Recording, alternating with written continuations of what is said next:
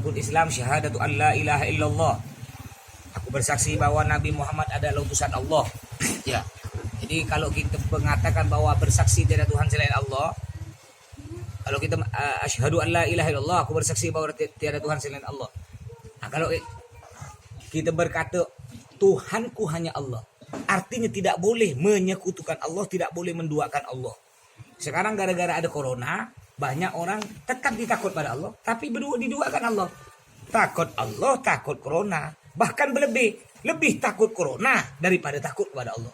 Contoh kata Mas tadi kan, contoh orang sekarang ke mall berani, ke pasar berani enggak? Berani ke pasar, ke kantor berani, ke bank berani, ke ATM berani, ke rumah keluarga berani, keluar rumah ke pasar berani, ke masjid berani, ke masjid takut. Naudzubillah min dzalik. Ya sekarang nih banyak orang, Mas pun heran sekarang ya, ketika corona pertama kali ada, langsung orang ribut, pejabat langsung ngumumkan tutup masjid. Heran Mas sampai sekarang, kenapa ketika yang diumumkan pertama kali itu tutup masjid, kok enggak keluar dari mulut pejabat tuh tutup diskotik, tutup tempat judi, tutup tempat pelacuran, tutup mall, tutup bank, tutup kantor. Pertama kali kompak mereka. Apa? Tutup masjid. Ini ada apa di sini? Ya. Akhirnya gara-gara mereka katakan tutup masjid, banyak orang-orang yang akidahnya, imannya tidak kuat, betul-betul takut ke masjid sampai sekarang. Ya mereka fobia kepada masjid. Fobianya artinya takut ke masjid. Jadi kalau ngelihat masjid, lewat masjid ngeri, seakan-akan ngelihat hantu. Seakan-akan ngelihat kuburan, naudzubillah min dzalik. Ya. Betul kata Allah dalam Quran, "Wa man adzlamu mimman mana'a masajidallah ayyuzkara fihi hasmuhu wa sa'a fi kharabiha." Siapakah yang lebih jahat? Siapakah yang lebih jahat daripada orang yang mencegah orang untuk pergi ke masjid, untuk berzikir pada Allah, untuk meramaikan masjid, wasa'a fi kharabiha, dan berusaha untuk menghancurkan, merobohkan masjid secara perlahan-lahan. Mereka orang-orang nih, ya orang-orang liberal yang benci Islam, tak berani merobohkan masjid terang-terangan. Ada enggak kira-kira ada orang pergi masjid hancurkan? Berani? Tak berani. Caranya bagaimana? Caranya dengan pelan-pelan. Dengan apa tadi? Ya. Bahkan ada pejabat di daerah Jawa kemarin tuh, tahu pokoknya bukan di daerah luar Kalimantan dia. Oh, dia sampai marah-marah. Masjid tutup. Pokoknya saya bilang kepada aparat polisi, kalau ada orang buka masjid, tangkap. Ini kurang ajar. Nyaman ya ada bilang orang pergi masjid tangkap. Ya, memangnya masjid yang bangun masjid, memangnya dia yang bangun masjid. Ada pemerintah nyumbang masjid, ada. Bangun masjid, bangunan masjid nyampe 1 miliar. Kali pemerintah nyumbang 10 juta. Tak ada seberapa. Bahkan masjid kita ini, masjid Pondok Al Khairat, 25 rupiah pemerintah ada nyumbang. Tiba-tiba nak beri aturan, masjid tutup, tak idong kau. Masjid tutup. Ya kalau kayak Masjid Mujahidin tuh yang nyumbang, yang buat pemerintah. Urusan dia lah nak nutup. Kayak Masjid Al-Falah, masjid kita, Masjid Al Khairat, pemerintah tak ada nyumbang, atau nyumbang pun paling 10 juta. Dapat apa 10 juta? 10 juta kalau dibelikan dapat apa? Dapat teidong sekilo. Mau nutup masjid. Ya. Kalau nak nutup masjid, nak di lockdown pamannya, ya nak tutup masjid, tutup semua. Itu dulu tutup. Ya, kantor tutup. Mall tutup dulu, pasar tutup. Ya. Atau kalau pasar tak usahlah, karena untuk kebutuhan orang makan. Tak usahlah kalau pasar. Kalau mall, kebutuhan orang makan. Bukan orang makan, orang jalan-jalan. Ya, kalau kantor tutup tuh kantor. Ini banyak buka. Ya. Alhamdulillah menjadi. Sekarang udah akhir zaman dah. Bahkan banyak ustadz yang mendukung juga. Ya, kalau kayak ada ustadz yang ketika mau buat video, dia bilang, apa ente ini? Nggak taat ke majelis ulama, nggak taat ke pemerintah. Loh, kalau untuk urusan masjid, mohon maaf. Anak taat kepada Allah dalam Quran. Urutan kita taat tuh gini, kan? Atiullah, apa artinya? Taat kepada Allah. Wa atiur Rasul. Taat kepada Rasulullah. Wa ulil amri. Ya, ada enggak kata atimu situ? Yang pertama kan atiullah, taatlah kepada Allah. Wa atiur Rasul, dan taatlah kepada Rasul. Wajib. Enggak taat pada Allah, enggak taat pada Rasul. Wah, dosa. Akhirnya ndak ada ati ulil amri, ndak ada. Yang ada apa? Wa ulil amri minkum.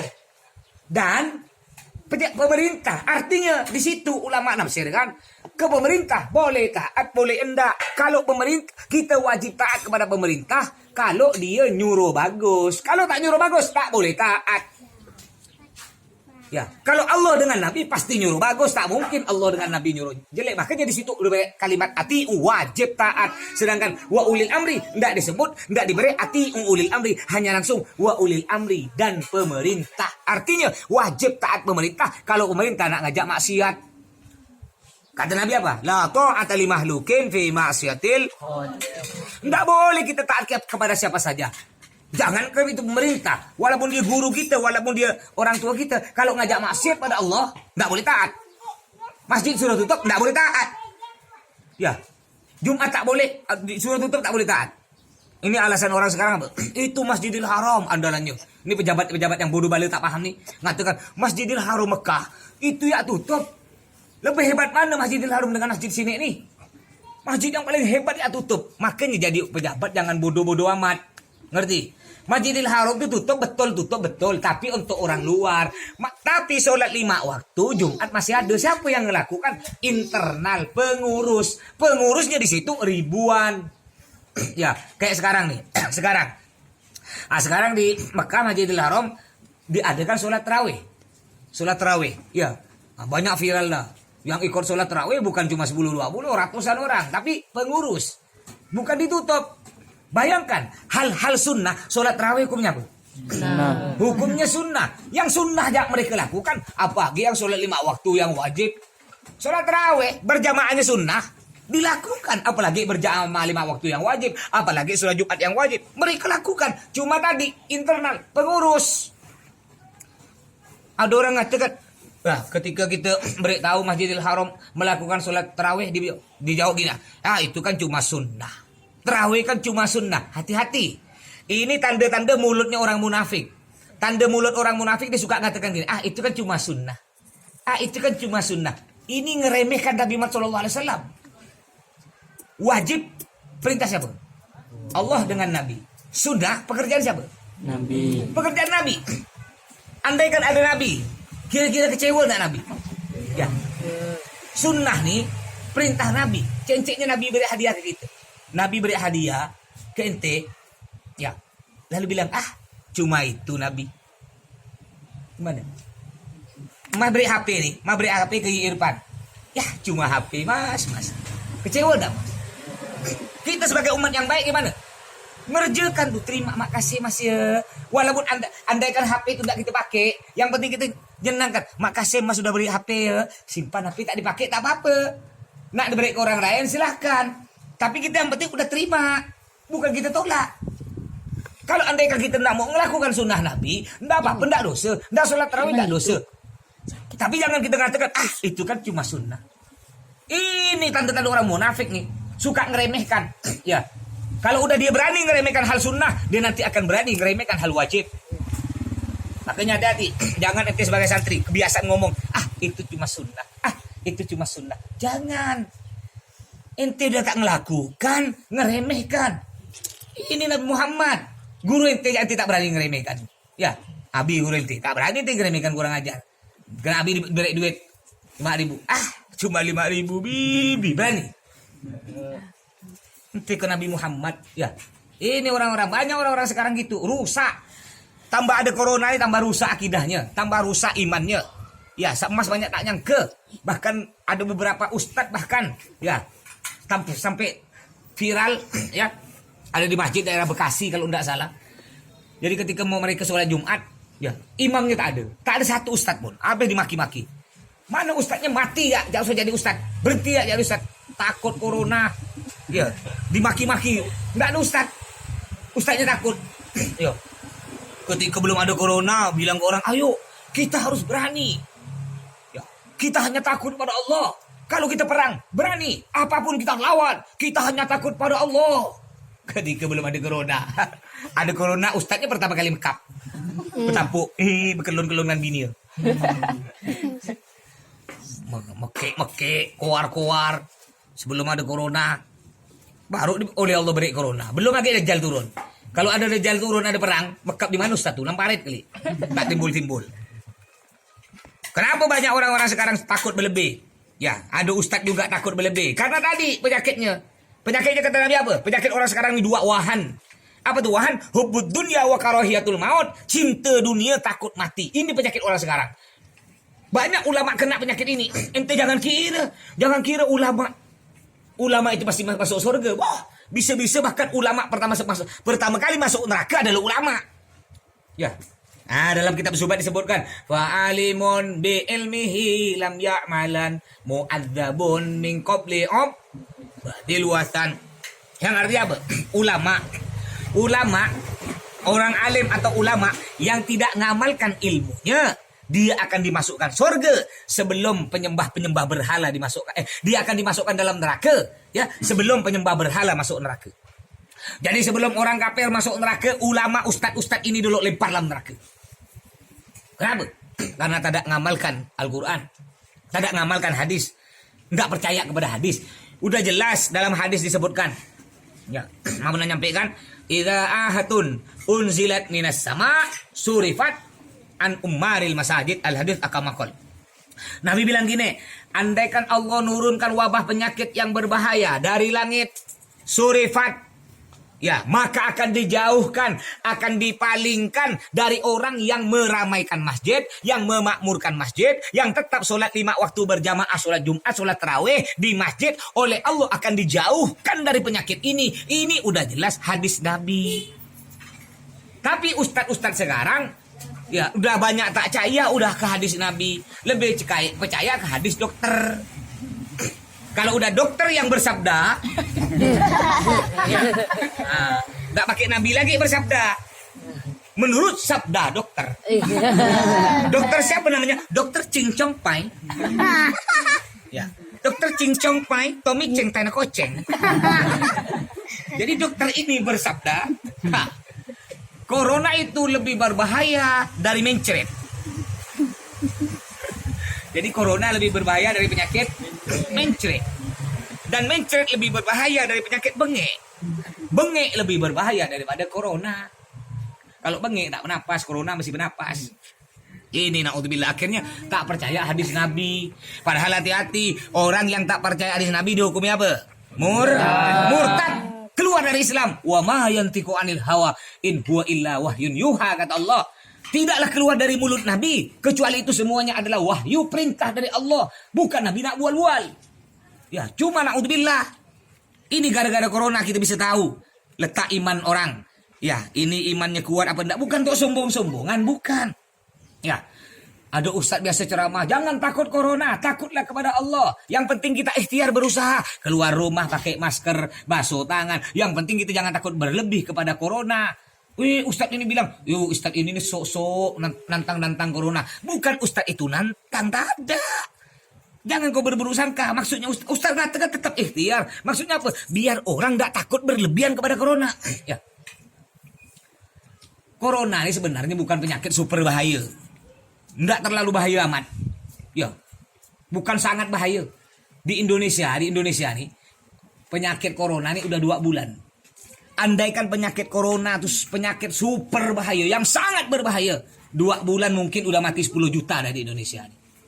Kalau sangat bahaya. Di Kalimantan Barat nih 2 bulan udah mungkin mati 10.000 lah. Padahal orang banyak tak sadar penyakit yang lebih bahaya. Ya. Ada yang bahaya. Ya, penyakit apa? Rokok. Udah jelas di kertas rokok tulis, rokok membunuhmu. Kan? Ada enggak tapi kenapa Pak RT slow ya? Corona ditakut berapuk dalam rumah. Berapuk dalam kamar, ngerokok dalam kamar. Kalau ngerokok di luar rumah takut kena corona. Berapuk dalam kamar. Padahal rokok ini udah jelas membunuhmu. Corona belum jelas. Ya. Belum tentu mati kena corona. Banyak orang kena corona sembuh sehat. Ya, kenapa? Karena belum ajal dia. Ada gak orang tak kena corona mati? Coba lihat Bu, Pak, orang-orang yang mati yang dimakamkan di belakang sekolahan. Tahu kan? Kubur makam di Kak Dewi yang banyak tuh.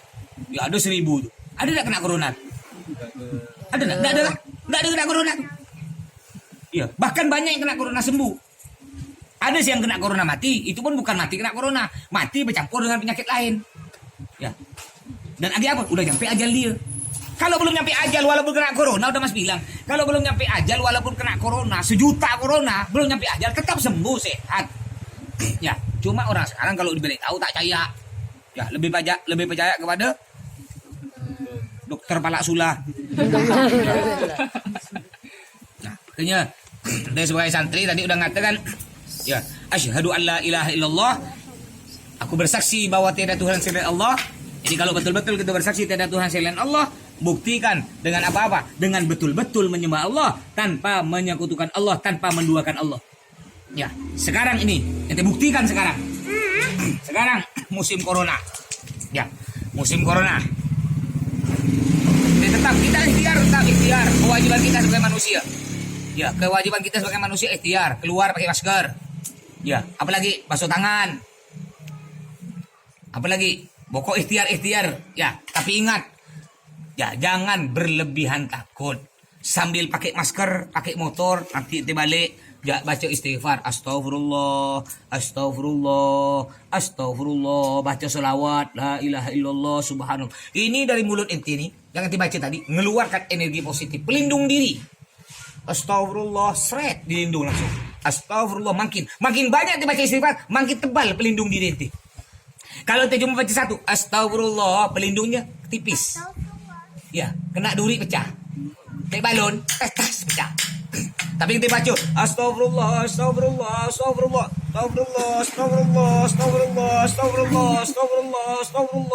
tebal. Corona itu kan kayak durian. Kita bikin tahu gambar corona tuh. Corona tuh virus bentuknya bulat, berduri-duri, kayak durian. Jadi kalau kita baca istighfar sebuti astagfirullah, kayak balon. Kena corona tanduk, tas pecah dia. Ya. Tapi kalau kita baca astagfirullah, Allahumma shalli ala sayyidina Muhammad wa ala alihi wasallam. La ilaha illallah, baca Quran lagi, sedekah lagi, yo. Puasa lagi tebal gini. Corona nak nyerang, serbu. Untung mantul dia. Mantul nabrak sama-sama corona, mati corona. Ya, ini ilmu ini tak nyambung menurut kedokteran. Menurut ilmu dokter tak masuk akal. Ya, jadi kata dokter yang bisa menyembuhkan corona hanya obat. Kalau bacaan itu tak mungkin, tak masuk akal. Ya, kenapa? Karena dokternya bodoh bala, jauh dari Allah, tak dekat dengan Allah. Dia tak tahu kayak gitu. Ya, padahal banyak dalam Al-Quran. Termasuk penyembuh-penyembuh, ya, penyembuh-penyembuh dari antaranya kata Nabi, ad-du'a silahul mu'min. Doa adalah senjata bagi orang yang beriman. Doa adalah senjata. Dalam hadis lain Nabi bersabda, innallaha yuhibbul mulihhatid du'a. Yang artinya Allah itu paling suka kepada hambanya yang memaksa-maksa berdoa. Allah kabulkan. Ya. Jadi kalau itu sakit, ya ke dokter, tetap itu hanya ikhtiar saja. Banyak dokter, ya, ada dokter dia sendiri sakit, dokternya sakit, dia beri obat ke orang sembuh. Tapi dia sendiri tidak sembuh, bahkan mati. Ada tak? Ada tak dokter tak mati-mati? Ada. Ini yang kena corona sekarang, dokter yang mati ini udah 50 lah. 50 orang dokter mati. Kalau menurut akal kita, ya menurut akal dokter tadi, ya, dokter ini kan ada tak dokter jorok? Ada tak?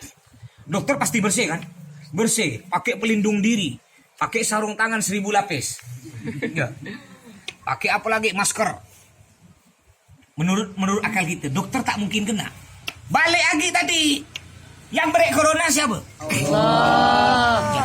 Menurut akal kita, dokter ini kan kalau menurut akal tak mungkin mati. Kenapa? Menurut akal ya, dia sakit dia tahu obatnya. Sakit apa aja? Ya. Kalau ente itu kan paling sakit batuk, beri obat yang harga 1000. Ente pergi ke dokter tahu, beri dokter nih, tebus di apotik. Berapa nih dok? 500.000. Aduh dok, saya tak mampu dok. Ya udah, beri obat generik ya yang harga 1000. Tebus. Berapa dok? 2000. Punya duit? Punya. Kalau dokternya yang sakit, minum obat yang paling mahal dia. Ya. Kata dokter, aku pasti sembuh. Ada enggak dokter tak mati-mati? Menurut akal kan dokter tuh kan tak mungkin mati. Menurut akal. Apalagi udahlah kaya dokter, tak mungkin mati kan? Tapi ngapa mati? Itu bukti. Yang beri penyakit adalah Allah beri obat. Ada dokter kaya, dia sakit. Berobat ke Malaysia habis 100 juta. Berobat ke Amerika habis 1 miliar. Tak sembuh-sembuh. Pergi ke budak kecil anak yatim di ludah kan ya. Cuy. Sembuh. Ini contoh di sini. Banyak dokter-dokter di Pontianak. Dokter. Dia mau ngobati pasien. Tapi ketika sakit tahu ente. Pergi ke Abi. Minta air doa dari Abi. Dokter. Kan degil kan? Dia orang pergi ke dia diberi obat. Tapi ketika dia sakit sendiri tak percaya obat. Pergi ke Abi. Kadang nelpon. Ngirim bantunya. Assalamualaikum Bi. Anak sakit Bi. Doakan ai Bi ya. Oh iya nanti Abi doakan dengan anak-anak yatim dengan santri semua. Nah, besok ambil suruh orangnya ngambil. Iya Bi. Besoknya datang. Ya, Mas sering. Ketika Abi di kamar ada tamu. Kenapa? Disuruh Pak Dokter ngambil air. Oh, ngapa dokter? Sakit Ustaz. Oh iya. Sakit minta air. Padahal ini dokter.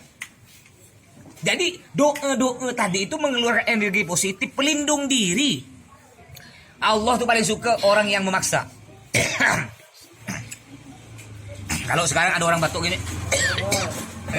Ada orang batuk sini. Oh, corona, kocor. Banyak amat makan kocor itu. Nah, jadi Allah tuh Pak sangat senang pada hambanya yang maksa-maksa minta. Ya Allah, sekarang ya Allah, anak pingin naik haji ya Allah jadikan anak-anak yang cerdas ya Allah, anak pingin apa mobil, anak pingin ini, pingin itu, minta tidak berhenti. Ini Allah suka. Tapi Allah paling benci kepada hambanya yang tak pernah minta. Hambanya yang tak pernah minta pada Allah itu Allah paling tak suka. Kenapa? Dia sombong, tak perlu ke anak. Kayak sekarang nih. Sekarang ketika ada corona, Allah paling benci kepada orang ketika ada corona, dia langsung, mana masker, mana sarung tangan, mana sabun. Benci Allah, tak suka. Tapi Allah paling suka pada hambanya siapa? Ketika ada ribut-ribut corona, dia langsung, ya Allah, selamatkan anak dari corona ya Allah. Anak masih pingin panjang umur, anak masih pingin sehat, anak banyak anak ya Allah, anak pingin melihat anak-anak sukses. Ini Allah paling suka. Nah, coba kalau pertanyaannya sekarang ini sejak ada corona, orang langsung ke Allah apa langsung masker? Ingat Allah kira-kira? Banyak ndak ingat. Jadi Allah semakin dipaksa, ente semakin suka. Minta maksa suka. Tapi kalau manusia dipaksa. Ya ente sekarang mau hari depan. Ya mudah-mudahan kaya semua nanti. Amin. Oh, datang bagu rumah dia. Assalamualaikum beb. Pandai udah punya anak dan dia. Bagu masih panjang umur dah. Bagu tuh dari dulu sampai sekarang kayak gitu dah. Kayak gitu, mukanya kayak gitu, jalannya kayak gitu dah. Tak berubah, Masya Allah panjang umur. Mungkin umurnya sekarang hampir 100 kali. Bagu. Assalamualaikum beb, kata dia. Wih, Masya Allah bagu, bakar bagu ya Allah. Kata dia, baru rindu ya bagu-bagu. Kan lama tak ketemu. Di belakang bagu nyusul kawan. Rohim lain. Ahlan beb, bakar beb. Kata dia.